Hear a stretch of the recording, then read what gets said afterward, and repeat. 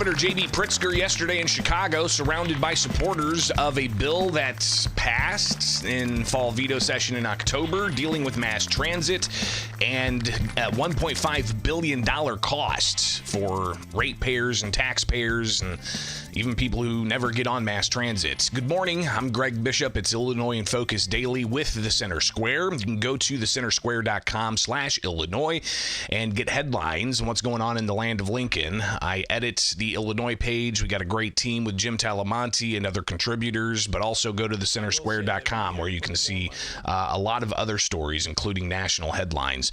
But let's get into it. Fall veto session, pretty impactful. Several major pieces of legislation passed, and the governor's signed practically all of them. Last I checked yesterday afternoon, 2 remain on his desk.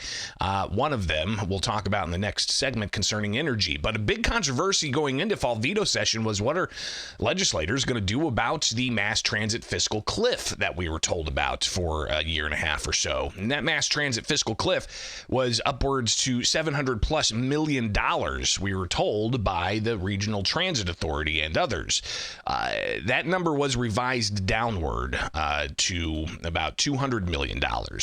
Regardless of that, legislators went ahead and approved, and the governor signed yesterday, the mass transit bill that Republicans say is a bailout. Here's the headline from the Center Square's Jim Talamonte. Pritzker signs $1.5 billion transit bill, raising taxes and tolls. So, Senate Bill 2111. The measure establishes the Northern Illinois Transit Authority, replacing the Regional Transit Authority that oversees Chicago Transit Authority, Metro, and Pace. Now, the governor promised that Illinois is on the verge of a world-class transit system. The bill passed after more than 2 years of discussions around that fiscal cliff. But the measure that ultimately passed and the governor signed, it's $1.5 billion, despite last summer, the number being revised down to $250 million. Legislators still wanted a, quote, world-class transit system, so $1.5 billion. The measure allows for the Regional Transit Authority to raise sales taxes by 0.25 percentage point across 6 Chicago area counties, generating about $478 million annually.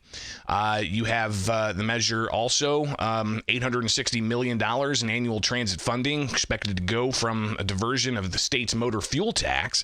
85% of the diversion would go to the Northern Illinois Transit Authority, with the other 15% going for downstate transit. And this is where you have a lot of opposition during the passage of this that legislators were critical of, saying that it's not fair to downstate. Governor Pritzker, he addressed this yesterday in a question he was asked. I will say that we have put more money into downstate roads than we have into the Chicago area roads, much more than historically. That's just been the way it is since we passed Rebuild Illinois. That doesn't mean that we shouldn't address the concerns of downstate members, but to be frank with you, there has been a significant shift of dollars to downstate. If you drive around downstate, anybody, the folks who are here from downstate would see that the orange cones are even more prolific in many areas downstate than they are. I'm looking at Tim Dre, he drives it all the time. So, you know, we definitely are looking at ways that we can turn the dials and make it better for downstate, but I think we've done a lot already. So the governor defending the what critics call a sweeping of the road fund, and really what it's doing is it's taking interests from the road fund, which is a pretty healthy fund, given that the state of Illinois has doubled the gas tax and has increased it ever since 2019 every year practically, except for a few moments, I believe, during the pandemic where legislators froze that gas tax increase. But it goes up annually as well, pegged to inflation. So obviously we have a very large road fund, and the interest off of investments in the road fund are going to partially be swept to pay for mass transit. Questions about the lockbox amendment. Several years ago, voters in Illinois approving a constitutional amendment to the state constitution that says any money that's collected via tax for the roads is meant only for the roads. Well, is transit and mass transit considered part of that? And I think that, there's going to be some questions on all of that, no doubt. But next up, you've got issues about governance, right? Because there was a lot of pushback about, hey, Governance structure needs to change with the mass transit. There's too many, fiefdoms, some would say, where they have special interests. And there's not enough representation to be whole and have everybody fairly treated when it comes to mass transit. And there's all these different things. If you want to get on a bus and get on a train, you're going to have different apps, and they want to consolidate all this. But the governance also showed some problems with an Office of Executive Inspector General report that showed that investigations of the Transit Authority paying $1 million over 5 years to employees that were not working. So what other problems are there with the governance? The governor said that this measure is going to help with that. Well, the governance structure is much different. You heard some of the speakers talk about the reforms. You heard Leader Buckner talk about how reforms had to come first, and indeed, they made sure that that happened in the House. We had so many negotiators at the table making sure that we were going to have oversight for these various agencies, because we're trying to integrate and become one system. So I believe that we're going to have a much better system that will serve the people of northern and central and southern Illinois, but particularly in NEDA, we're going to have a system that needs together these various agencies and the needs of the people who live in the northern Illinois region. Again, NEDA is the Northern Illinois Transit Authority, now newly created with this legislation that the governor signed yesterday. Governor also talking about tolls and the possibility that drivers are going to see higher tolls now, and they're going to ultimately be paying for some mass transit. He works to clarify that.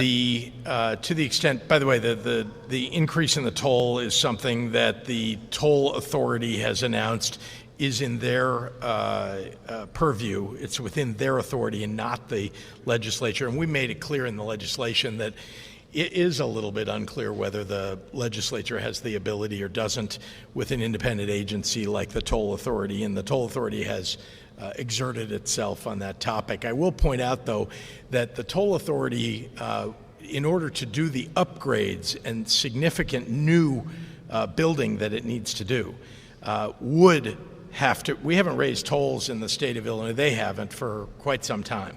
So there was probably going to be something from the toll authority in order to meet the new plan that is being put forward by them, I think, over the next 6 to 12 months. So it really, it's a little bit unrelated to the legislation, to be frank, in terms of how we're going to pay for the transit system that we all really want. Again, that really is a separate matter. Not unrelated to the legislation is the road fund money. Again, the governor was asked separately about that for a second time, especially with the considerations of other roads that people pay gas taxes for. Why should some of that money be going towards things they're not going to use, like mass transit? Yeah, it's not diverting. This is, I want to point out that we've got sales tax on motor fuel that I think there was a willingness on the part of all the parties to understand that we have to do something in transit, that those dollars were being moved over by the legislature. It was not a part of the Safe Roads Amendment. The legislature had chosen to move it over, I think, beginning back in 2019. And instead, the common understanding was this is something that really needs to go to rebuilding transit systems all across the state of Illinois. So that's really what that diversion, as you're calling it, is about. How this is going to play out with tolls and taxes and more costs for you on the roads to pay for mass transit that some would argue has been poorly managed. We'll be watching. It is Illinois in Focus Daily. I'm Greg Bishop with you each and every weekday morning. Go to thecentersquare.com, get the headlines in your inbox, and share it up. It is Illinois in Focus Daily.